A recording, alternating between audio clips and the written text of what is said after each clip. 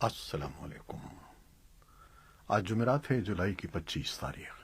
پاکستان میں اس وقت شام کے 7، بھارت میں 7:30 اور یہاں ہمارے اسٹوڈیوز کی گھڑیوں میں صبح کے 10 بج رہے ہیں۔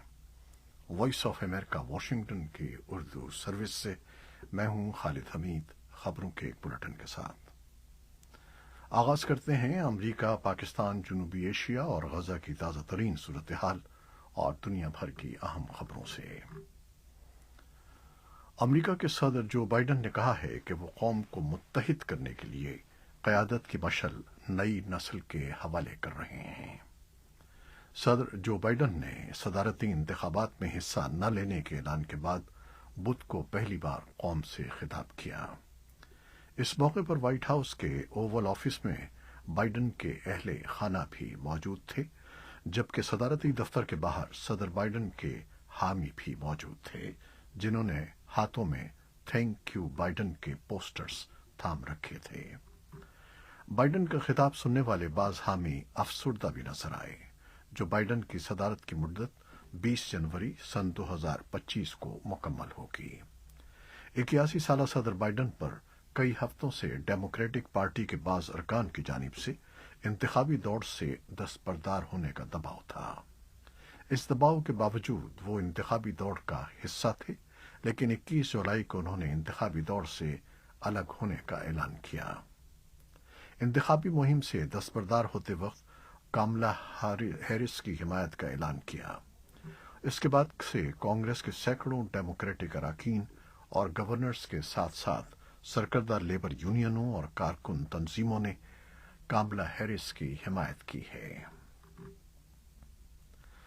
امریکہ نے پاکستان پر زور دیا ہے کہ عام شہریوں کے آزادی اظہار رائے اور اجتماع کے حقوق کی حفاظت کی جائے۔ امریکہ کے پاکستان کے لیے سفیر ڈونلڈ بلوم نے دارالحکومت اسلام آباد میں بدھ کو ایک سیمینار سے خطاب میں زور دیا ہے کہ پاکستان کے معاشی استحکام کے لیے آئین میں فراہم کردہ حقوق دینا لازم ہے۔ پاکستان کے کسی بھی سیاسی شراکت دار کا نام لیے بغیر امریکی سفیر نے کہا کہ استحکام کی عدم موجودگی میں سرمایہ کاری اور اقتصادی ترقی کے امکانات محدود ہو جاتے ہیں۔ امریکہ کے سفیر کا یہ بیان ایک ایسے وقت پر سامنے آیا ہے جب پاکستان کو طویل عرصے سے سیاسی بحران کا سامنا ہے۔ یہ بحران اپریل سن 2022 میں تحریک عدم اعتماد کی منظوری کے ذریعے عمران خان کی حکومت کے خاتمے کے بعد سے جاری ہے۔ سابق وزیر اعظم اس وقت اڈیالہ جیل میں قید ہیں۔ انہیں مختلف مقدمات کا سامنا ہے، جبکہ اقوام متحدہ کے مطابق عمران خان کی گرفتاری کی کوئی قانونی بنیاد نہیں ہے۔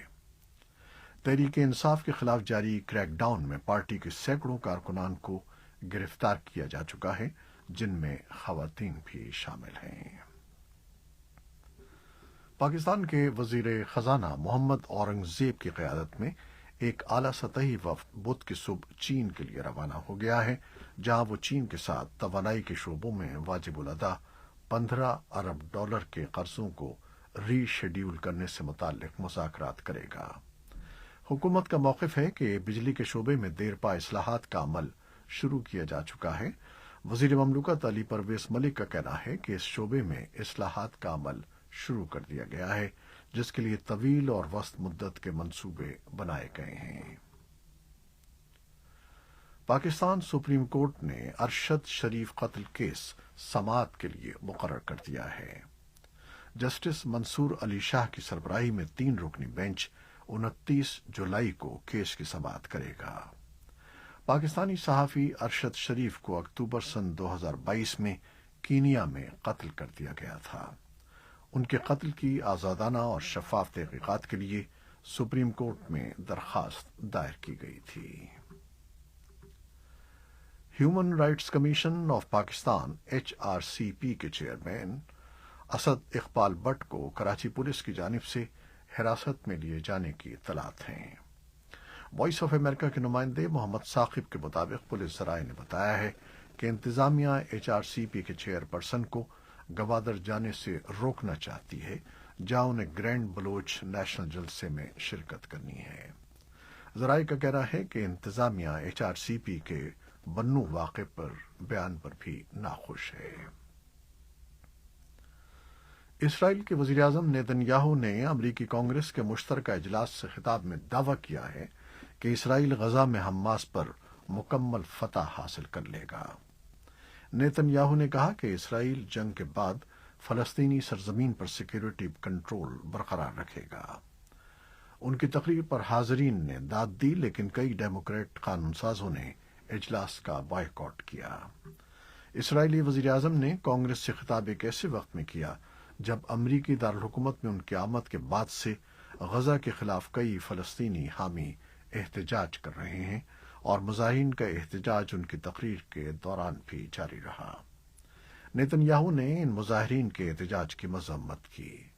ہزاروں مظاہرین غزہ جنگ اور اس سے ہونے والے انسانی بحران کی مذمت کے لیے دارالحکومت میں موجود ہیں۔ نیتن یاہو آج جمعرات کو صدر بائیڈن سے ملاقات کر رہے ہیں اور غزہ جنگ کے مجوزہ معاہدے پر تبادلہ خیال کریں گے۔ اسرائیل نے آج کہا کہ اس نے اکتوبر میں حماس کے اسرائیل پر حملے کے دوران ہلاک ہونے والے 5 مغویوں کی لاشیں برآمد کر لی ہیں۔ فوج نے بتایا کہ حماس 5 افراد کی لاشیں غزہ لے گئی تھی، جہاں اسرائیلی فورسز نے جنوبی شہر خان یونس میں آپریشن کے دوران انہیں بازیاب کیا۔ امریکہ، مصر اور قطر کی ثالثی میں کئی مہینوں سے جاری مذاکرات میں جنگ بندی کی تجویز پر ابھی تک کوئی معاہدہ طے نہیں ہو سکا ہے۔ ادھر اسرائیلی وزیر اعظم بنیامن نیتن یاہو آج جمعرات کو وائٹ ہاؤس میں امریکی صدر جو بائیڈن کے ساتھ بات چیت کرنے والے ہیں۔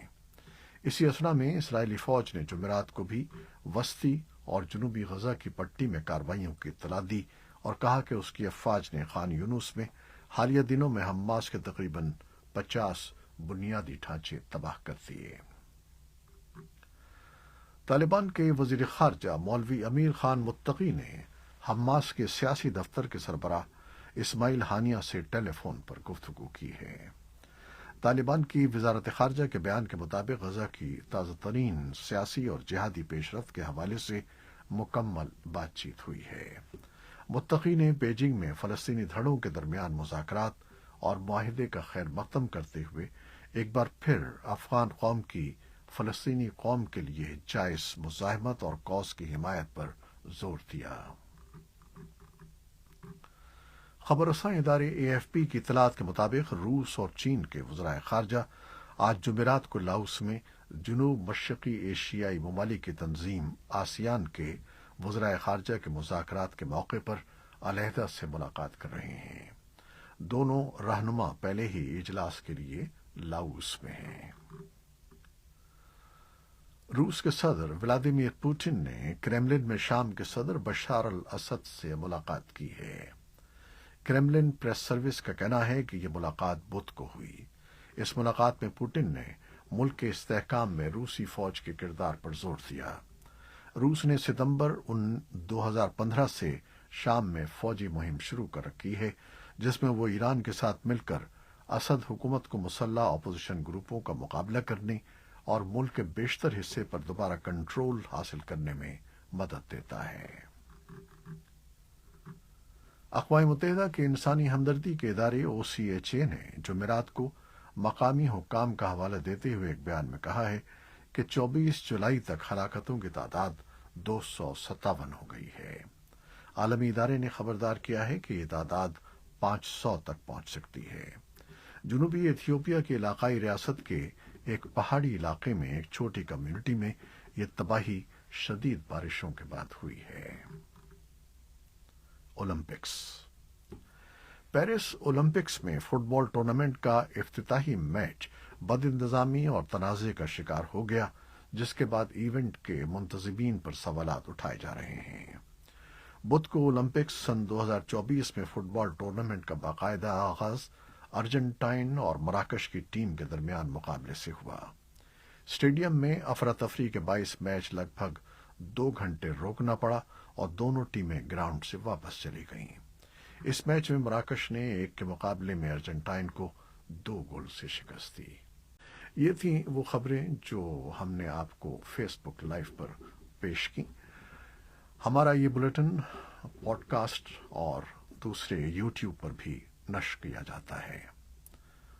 آپ ہمارے بلیٹن کو شیئر کرتے ہیں اور اپنے کمنٹس میں اپنی محبتوں کا اظہار کرتے ہیں، جس کے لیے ہم آپ کے بے حد ممنون ہیں۔ اپنی ان محبتوں کو جاری رکھیے گا۔ نیوز پروڈیوسر عزیز احمد اور نیوز ایڈیٹر بہجت جیلانی کے ساتھ خالد حمید کو اب اجازت دیجیے گا۔ اللہ حافظ۔